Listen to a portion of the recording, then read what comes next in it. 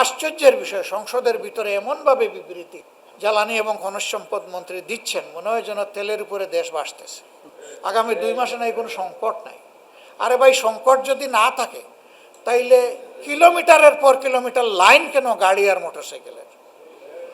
মানুষ কি শখে গিয়ে সেখানে দাঁড়ায়?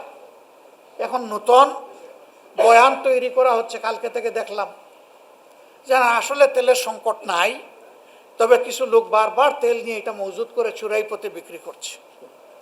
এটাও আপনাদের ব্যর্থতা এবং ভুক্তভোগী জনগণের মরার উপরে খাড়ার ঘা।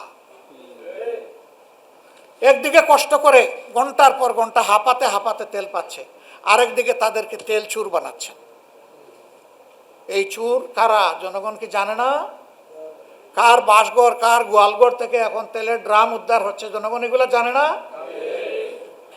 উদুর পিণ্ডি বুদুর গাড়ে আবার মানুষকে অপমান।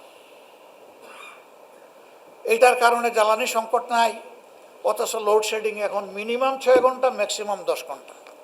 এটা হলো ঘোষিত, আর অঘোষিত কতটা সেটা বলা যাবে না। তো আমাদের যদি জ্বালানি সংকট নাই, যদি আমাদের বিদ্যুতের সংকট নাই, তাহলে লোডশেডিং কেন? এগুলো সব হলো পরস্পর বিরোধী মিথ্যাচার। জাতির সাথে ধোঁকা। আমাদের বৃহৎ শিল্প কারখানা, মাঝারি শিল্প কারখানা যেগুলো আছে, সেগুলো ফার্নেস অয়েলের অভাবে এখন সেগুলো বিপদে ঝুঁকিতে পড়ে গেছে।